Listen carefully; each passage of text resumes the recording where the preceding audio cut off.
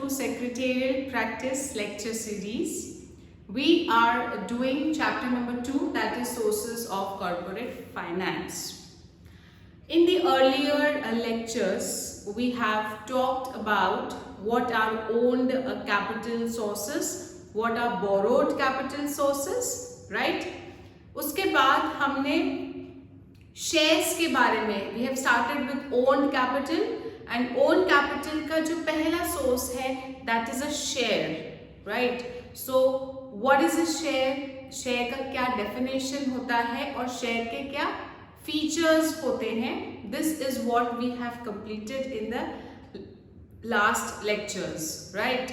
So with an assumption that you all are thorough with the features of a basic share, I will take you in today's lecture to the next topic, that is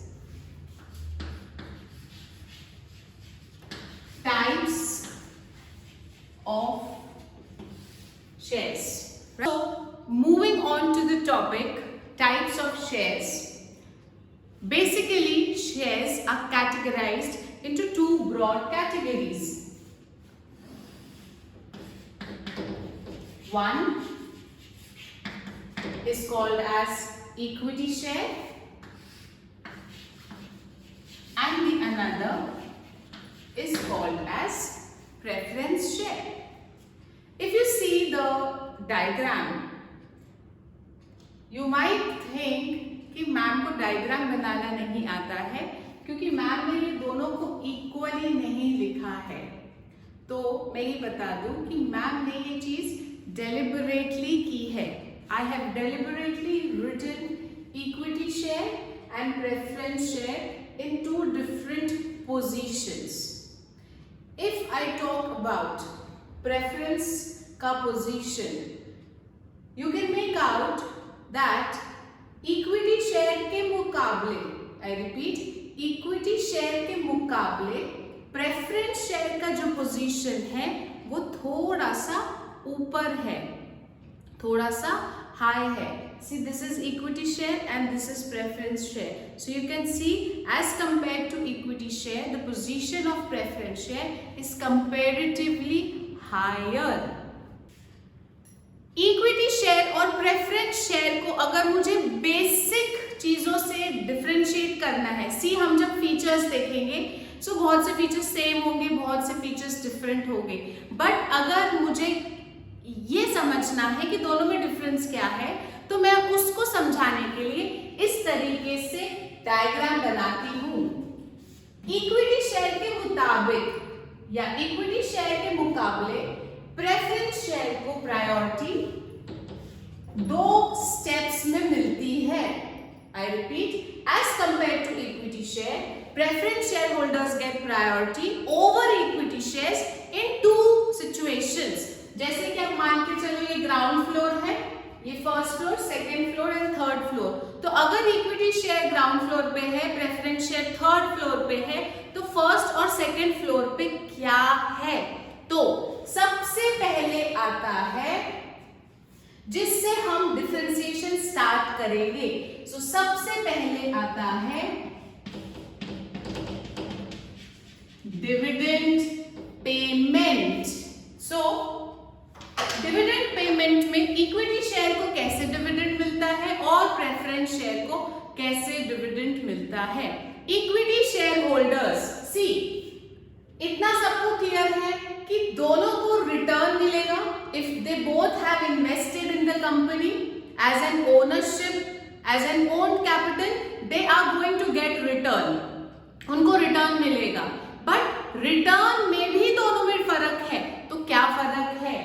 equity share holders को जो dividend मिलता है, they get dividend which is directly proportional to the profit of the company. This is a star mark point that equity shareholders do get return. That return is called as dividend.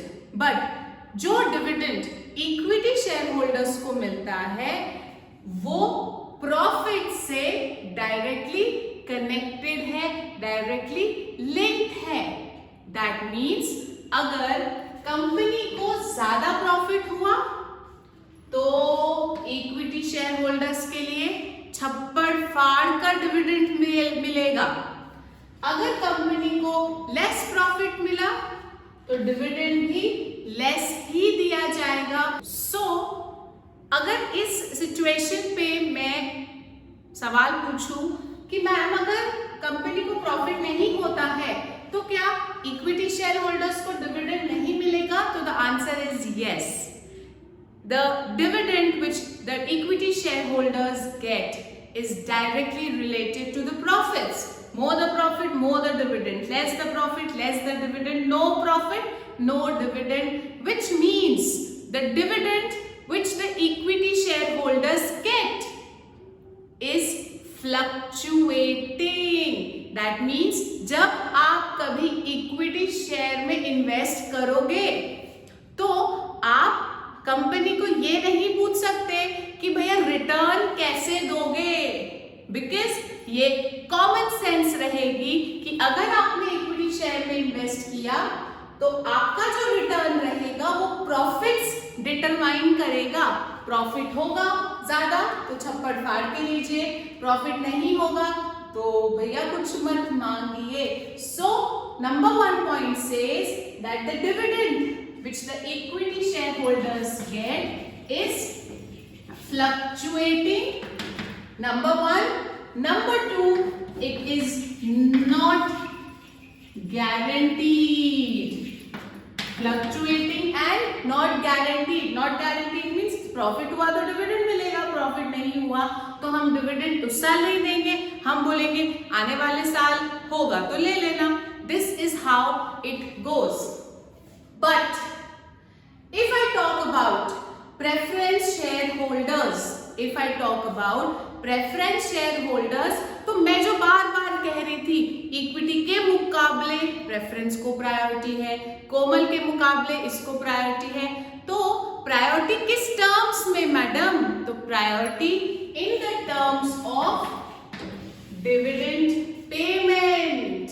Correct, मतलब profit नहीं हुआ तो equity share holder को आपको नहीं देना है, but preference share holders का dividend is not connected to profits of the company.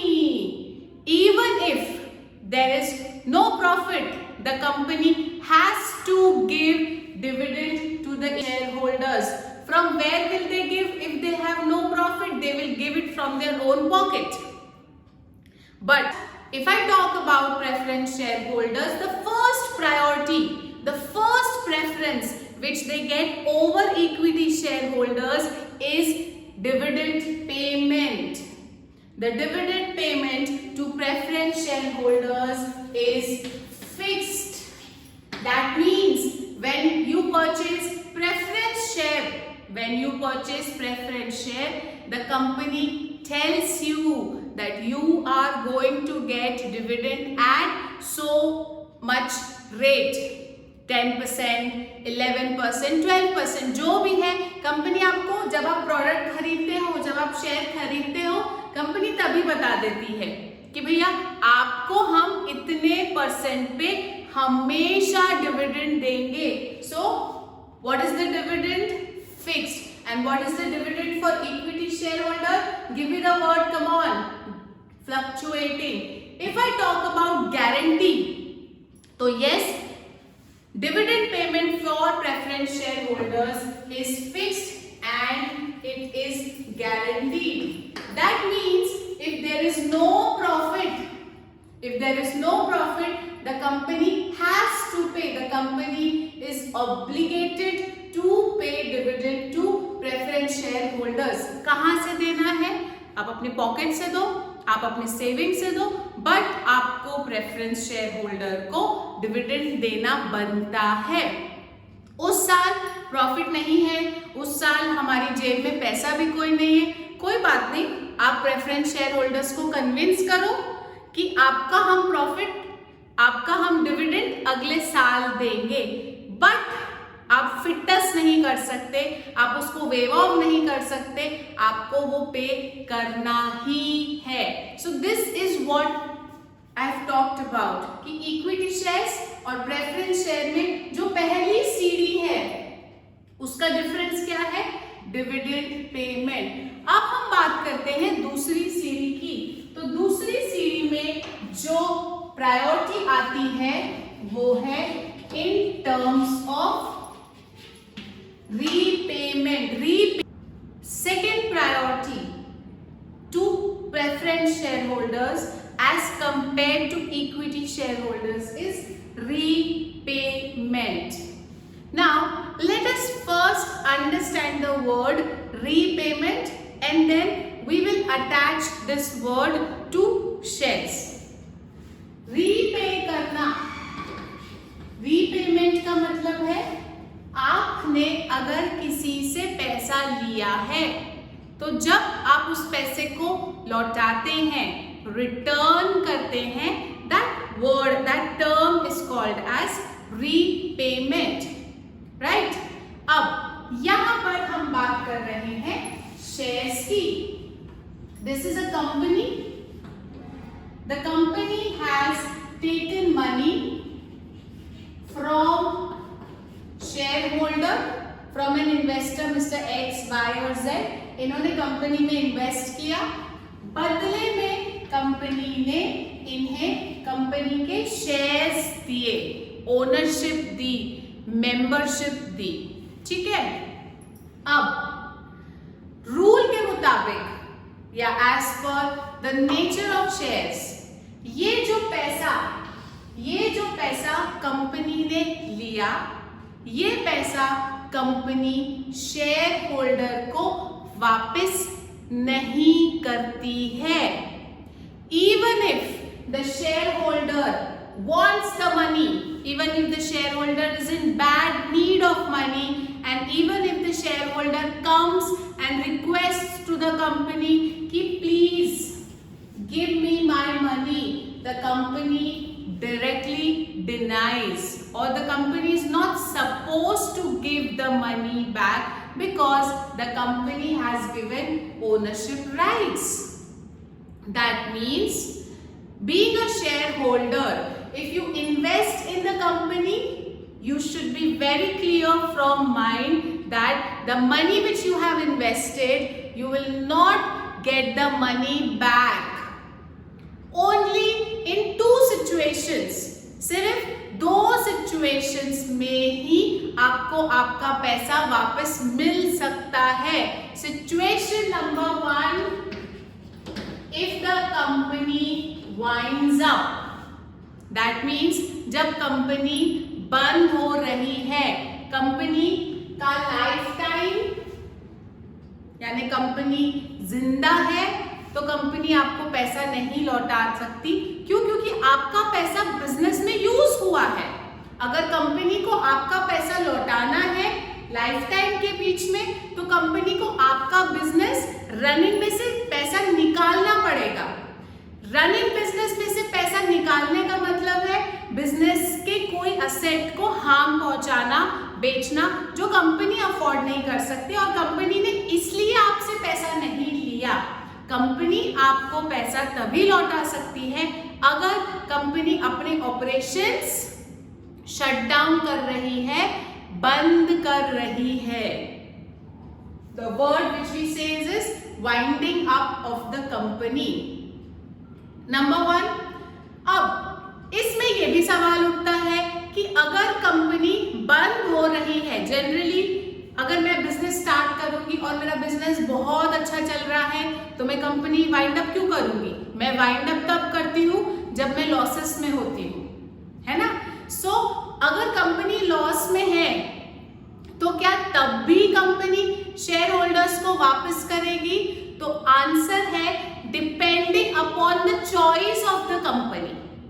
अगर कंपनी चाहे कि चलो मरते मरते कुछ अच्छा काम किया जाए, जितना भी पैसा बचा है वो लोगों में बांट दिया जाए। सो अगर कंपनी का विश है, चॉइस है कि वाइंडिंग अप पर शेयर होल्डर्स को पैसा दिया जाए, तो कंपनी वाइंडिंग अप पर पैसा देगी। Only in that situation company पैसा रीपे करेगी।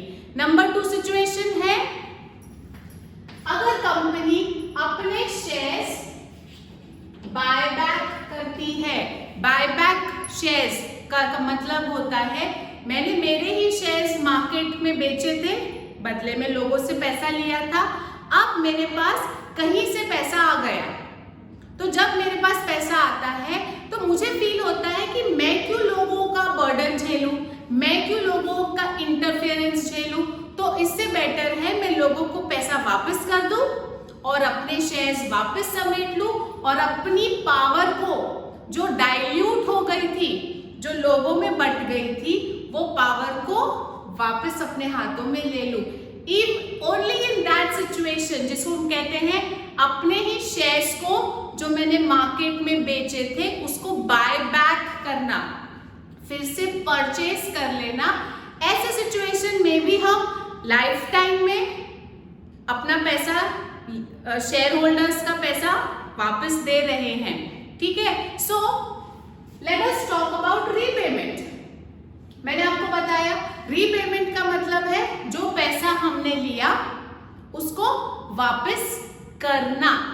शेयर्स के केस में लाइफ टाइम कंपनी पैसा वापस नहीं देती है, सिर्फ 2 सिचुएशंस में पैसा वापस दे सकती है। सी, देना और दे सकना, प्रोबेबिलिटी और कंपल्शन में फर्क है। लाइफ टाइम में the company doesn't gives the money back, but company might give the money back only in case of winding, जब बंद हो रही है, या in case of buyback of shares, जब अपने शेयर्स कंपनी ओपन मार्केट से खरीदती है। ठीक है, अब इसमें मैं ऐड ऑन करना चाहूंगी कि अगर आप बोल रहे हो मैम कि कंपनी पैसा वापस नहीं देती है, तो जनरली हम इन्वेस्ट क्यों करते हैं? अगर मैं एक शेयर होल्डर हूं और मैं शेयर होल्डर के पॉइंट से क्वेश्चन पूछती हूँ कि we generally invest in the company so that our money is safe and secured and whenever we are in need of money we get the money back, right? So ऐसे में जब आपने कहा कि कंपनी पैसा वापस नहीं देगी, तो इस शेयर होल्डर को अगर पैसे की जरूरत है तो वो क्या करेगा? वो किसके पास जाएगा? क्योंकि कंपनी तो पैसा देने से रही। तो ऐसे में शेयर होल्डर इस शेयर को लेकर जाएगा सेकेंड हैंड शेयर मार्केट में, यानी कि स्टॉक एक्सचेंज पे। हम मारुति कार खरीदते हैं, brand new car Maruti showroom से, ठीक है ना? लिसन, कंपनी यानी मारुति शोरूम, आप कार खरीदने वाले, आपने पैसा दिया, बदले में कंपनी ने कार दिया। आपने कार को 5 साल चलाया, 5 साल के बाद आप उस कार से बोर हो गए, तो क्या आप उस कार को लेकर जाकर कंपनी को दोगे और बोलोगे कार रख लो और पैसा दे दो? नहीं ना। वैसे ही शेयर के साथ है। अब आपको कार से छुटकारा पाना है तो आप कहाँ जाओगे? सेकेंड हैंड कार डीलर्स के पास। अब अपना शेयर कार बेचोगे, पैसा लोगे। सिमिलरली शेयर के साथ भी ऐसा ही है। When you want to get rid of your share, you will go and find some other बकरा, some other investor कि भाई शेयर खरीद ले और मुझे पैसा दे दे। कई बार ये सौदा फायदे का भी होगा, कई बार ये सौदा नुकसान का भी होगा, because share market is a gamble. ठीक है, सो यहाँ पर रीपेमेंट का मैंने आपको बता दिया कि जनरली लाइफ टाइम में शेयर्स का रीपेमेंट नहीं होता है। दैट मीन्स शेयर से जो पैसा कंपनी में आ रहा है, शेयर से जो पैसा कंपनी में आ रहा है, उसका नेचर कैसा है? वो शॉर्ट टर्म है कि लॉन्ग टर्म है? Give me the answer. The answer is long term, almost permanently. Almost permanently why?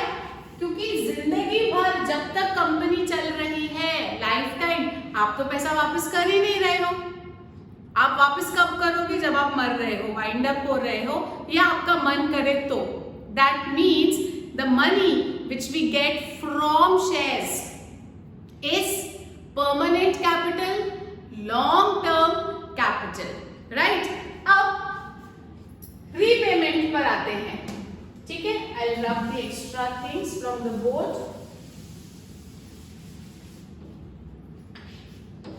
अब रीपेमेंट की बात करते हैं. सो इन टर्म्स ऑफ रीपेमेंट अगर कंपनी वाइंड अप हो रही है, वाइंड अप का मतलब होता है बंद होना, मरना.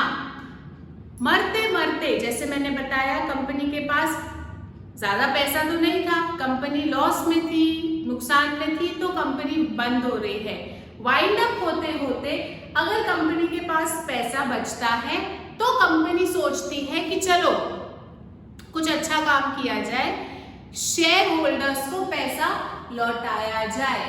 तो जब हम शेयर होल्डर्स को कॉल करेंगे, बुलाएंगे कि आइए अपना पैसा लेकर जाइए, तो जब ये शेयर होल्डर्स आएंगे उनकी लाइन में पहले खड़े होंगे प्रेफरेंस शेयर होल्डर्स और बाद में खड़े होंगे equity share holders. That means repayment के टाइम भी पहले प्रायोरिटी किसको मिलेगा? प्रेफरेंस शेयर होल्डर्स को. अगर पैसा बच गया तो पैसा किसको दिया जाएगा? इक्विटी शेयर होल्डर्स को. Got it? So second priority which is given to preference shareholders is in terms of repayment. That means at the time of repayment, at the time of winding up or repayment, the company will first pay to preference shareholders. The company fill the stomach of preference shareholders. If there is still money remaining with the company, then the company will give money to equity shareholders. So भैया equity share, preference share, पहला priority dividend का हो गया. भैया पहले भी तुम dividend preference share holder को दोगे, प्रॉफिट हुआ, पहले डिविडेंड किसको दोगे? प्रेफरेंस शेयर होल्डर को. क्यों? क्योंकि उनका डिविडेंड फिक्स्ड भी है, गारंटीड है. अगर बच गया प्रॉफिट तो तुम डिविडेंड इक्विटी शेयर होल्डर्स को दोगे. दूसरा, रीपेमेंट में जब कंपनी वाइंड अप हो रही है तो पहले भी पेड किसका भरा जाएगा? प्रेफरेंस शेयर होल्डर्स का. अगर पैसा बच गया तो फिर किसको दिया जाएगा? रीपेमेंट तो इनको दिया जाएगा. दैट मीन्स हर चीज में प्रायोरिटी आप दे रहे हैं प्रेफरेंस शेयर होल्डर को. डिविडेंड में प्रायोरिटी, रीपेमेंट में प्रायोरिटी. तो भैया कोई इक्विटी शेयर क्यों खरीदेगा? तो यहां पर आता है कहानी में ट्विस्ट. इक्विटी शेयर खरीदने के दो रीजंस हैं. Reason number 1, the power to vote, the power to take the decisions, the power to participate in the management, to power to interfere, नाक अड़ाना, interfere in decisions of the management. ये पूरा हक किसके हाथ में है? करेक्ट, सिर्फ और सिर्फ इक्विटी शेयर होल्डर्स के हाथ में. प्रेफरेंस शेयर होल्डर्स को अगर मैं वोटिंग की बात करूं तो जो कंपनी से रिलेटेड मैटर्स हैं उनमें ये वोट नहीं कर सकते. I repeat, preference share holders can not vote in decisions related to the company. That means ना वो डिसीजंस में लेंगे, ना वो पार्टिसिपेट करेंगे मैनेजमेंट में. उनको ओनरशिप राइट्स देते हुए भी हमने नहीं दी. उनको डिविडेंड दे दिया, उनको रीपेमेंट का अश्योरेंस दे दिया, बट उनको कहा बॉस आप कंपनी के डिसीजंस में नहीं बोल सकते। क्यों? क्योंकि आपने प्रेफरेंस शेयर खरीदा है, आपको प्रेफरेंस चाहिए था, हमने आपको 2 टर्म्स में प्रेफरेंस दे दिया। अब चुपचाप अपना पैसा लो और घर जाओ। You can not speak in the matters of the company. That means the power to vote, the power to take decisions rests with the equity shareholders. Equity shareholders, that's why are called as the real owners. Why real owners? क्योंकि भैया इन विचारों को ना तो dividend का promise है, ना तो रीपेमेंट का प्रॉमिस है, बट ये फिर भी कंपनी में वोट करते हैं, ये फिर भी कंपनी के डिसीजंस में हिस्सा ले रहे हैं, पार्टिसिपेट कर रहे हैं। हर जनरल मीटिंग्स में इक्विटी शेयर होल्डर्स को बुलाया जाता है, इनके डिसीजंस को पूछा जाता है और इम्प्लीमेंट किया जाता है।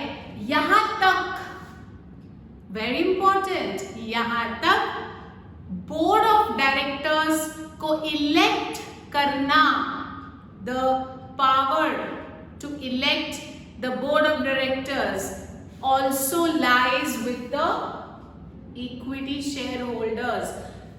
board of directors कौन है? ये हमारे रिप्रेजेंटेटिव हैं। अब जैसे इंडिया में इतना सारा पॉपुलेशन है, सब तो जाकर गवर्नमेंट नहीं चला सकती, तो हम लोग क्या करते हैं? वोट करते हैं और अपने बिहाफ पर गवर्नमेंट को बिठाते हैं, किसी पार्टी को बिठाते हैं, कोई गिने चुने लोगों को बिठाते हैं जो इस कंट्री को चलाएगा। दैट मीन्स एक्चुअल पावर हमारे हाथ में है, हमें उस पावर का सही इस्तेमाल करना आना चाहिए। हम किसी सही इंसान को चुनेंगे तो वो कंट्री का सही ग्रोथ करेगा, हम किसी सही गलत इंसान को इलेक्ट करेंगे तो वो कंट्री का गलत ही करेगा। सिमिलरली इक्विटी शेयर होल्डर्स अपने बिहाफ पर कंपनी को चलाने के लिए कुछ रिप्रेजेंटेटिव्स चुनते हैं, जिनको हम कहते हैं board of directors. These shareholders, that means equity shareholders, they have the power to select कि कौन बोर्ड ऑफ डायरेक्टर्स रहेंगे और कौन कंपनी को सही सही चलाएंगे। That means if I talk about equity shareholders class, number 1, the dividend is fluctuating. Number 2, the dividend is not guaranteed. Why it's not guaranteed? Because it is directly connected to profits of the company. Number 2, in terms of repayment, there is no assurance that money will be given to them. Only if the money is balanced. After paying to preference shareholders, they will get the money. Number 3, very important, equity shareholders have the power to vote, the power to elect the representatives, the power to take decisions in the company. However, if I talk about preference shareholders, they are those shareholders which get priority over equity share. अब किस चीज में priority? तो 2 चीज में priority. Number 1, dividend payment. कैसा है dividend? Fixed. इसका डिविडेंड कैसा है? Come on, give me the keyword. Fluctuating and not guaranteed. इसका कैसे है? Fixed and guaranteed. उसके बाद रीपेमेंट में they have priority. Their stomach will be fulled first, their stomach will be filled first and then the money, if pending, will be given to equity shareholders. However, if I talk about voting, so preference shareholders do not have any voting rights. ठीक है? अब मेरा question आप सबसे, अगर मैं मेरे घर में एक टीवी खरीदना चाहती हूँ, ठीक है, और मैं मार्केट में टीवी खरीदने जाती हूँ, एक टीवी है एलईडी टीवी और एक टीवी है बहुत पुराना सा कलर टीवी, जो पहले आता था नॉर्मल कलर टीवी, और अब जो चल रहे हैं वो है एलईडीज, राइट? सो मुझे बताइए कि कलर टीवी के मुकाबले कौन सी टीवी, यानी कलर टीवी में ज्यादा फीचर्स हैं कि एलईडी टीवी में ज्यादा फीचर्स है? Give me the answer. Correct, LED में ज्यादा फीचर्स हैं। कलर टीवी महंगा आता है कि एलईडी टीवी महंगा आता है? चलो, जिसमें ज्यादा फीचर्स है वो ज्यादा महंगा। दैट मीन्स अगर मैं कहूं कि इक्विटी शेयर के मुकाबले प्रेफरेंस शेयर्स में ज्यादा फीचर्स हैं, दैट मीन्स इक्विटी शेयर की वैल्यू के मुकाबले प्रेफरेंस शेयर ज्यादा महंगा रहेगा। करेक्ट, दैट मीन्स अगर इक्विटी शेयर का face value for example 10 rupees है, तो उसी दिन उसी कंपनी का प्रेफरेंस शेयर का फेस वैल्यू रहेगा ₹100। That means as compared to equity share holders, the face value of preference share holder is comparatively higher. क्यों? क्योंकि फीचर्स ज्यादा है, जहां ज्यादा फीचर्स है वहां प्राइस भी ज्यादा रहेगा। Done. So class, I have basically tried to explain you the basic difference between equity and preference. We'll be taking up the features of both individually, तब और डिटेल में मैं समझाऊंगी, पर जो बेसिक डिफरेंस है वो आता है dividend payment, repayment, voting right और फेस वैल्यू में। तो कीवर्ड्स जो आपको लर्न करने हैं वो है fluctuating dividend, fixed dividend, repayment की priority, voting rights, no voting rights, face value comparatively less and their face value comparatively more. So with this I really hope कि मैं बेसिक डिफरेंस समझा पाई हूँ आपको। In the next class we will be taking up in detail with the features and the subtypes of equity and preference. Till then, take care. Bye-bye.